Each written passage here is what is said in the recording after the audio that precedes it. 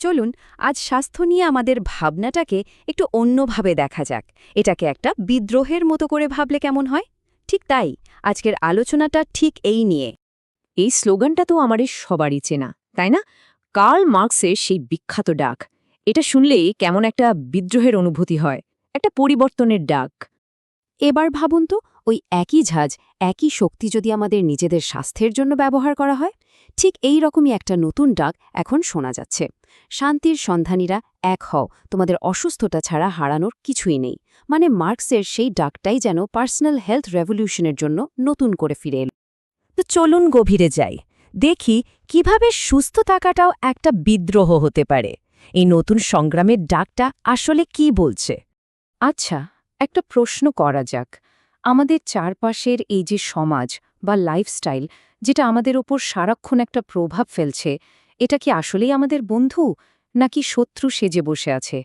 প্রশ্নটা কিন্তু ভাবার মতো। কারণ প্রতিদিন আমরা যে চাপের মধ্যে দিয়ে যাই, সেটার উৎসটা কি? আসলে আমরা একটা ফাঁদের মধ্যে আটকে আছি, একটা জীবনযাত্রার ফাঁদ। আর এই ফাঁদটা এমনভাবে তৈরি যেখানে আমাদের অসুস্থতাটা অন্যদের ব্যবসার সুযোগ করে দেয়। ব্যাপারটা খুব সহজ। ধরুন প্রথমে জাঙ্ক ফুড বিক্রি করে ডায়াবেটিসের ঝুঁকি তৈরি করা হলো। তারপর তারপর সেই ডায়াবেটিস ম্যানেজ করার জন্য সারা জীবনের মতো ওষুধ বিক্রি করা হলো। মানে ওরা প্রথমে সমস্যাটা তৈরি করছে, তারপর সেই সমস্যার সমাধান বেচে আমাদের উপর নির্ভরশীল করে তুলছে। কি সাংঘাতিক একটা চক্র, তাই না? শুধু শরীর নয়, মনের উপরও চাপ তৈরি করা হয়। যেমন ধরুন, এমন একটা গাড়ির জন্য লোনের লোভ দেখানো হলো, যেটা হয়তো দরকারই নেই।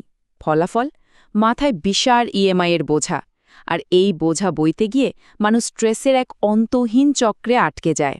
কিন্তু প্রশ্ন হল, মানুষ কেন এই চক্র থেকে বেরিয়ে আসতে পারে না?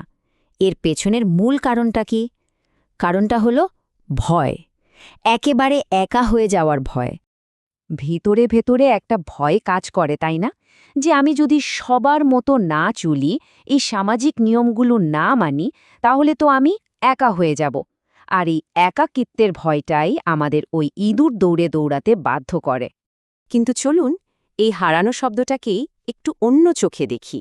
কি হবে যদি আমরা প্রচলিত ধারণাটাকেই পুরোপুরি উল্টে দিই? আচ্ছা, ভাবুন তো, কেউ যদি সত্যি সত্যি এই ইঁদুর দৌড় থেকে বেরিয়ে আসে, তাহলে তার কি হারানোর আছে? সে আসলে কি হারাবে? এই প্রশ্নটা করলেই পুরো ব্যাপারটা বদলে যায়। দেখুন, কি কি হারানো যায়? হারানো যায় হাই ব্লাড প্রেশার, হারানো যায় দুশ্চিন্তা, মাথা থেকে ঋণের বোঝা নেমে যায়, ডিপ্রেশন চলে যায়। এগুলোই তো আসল হারানোর জিনিস, তাই না? আর এই সব কিছু হারানোর বিনিময়ে কি পাওয়া যায়?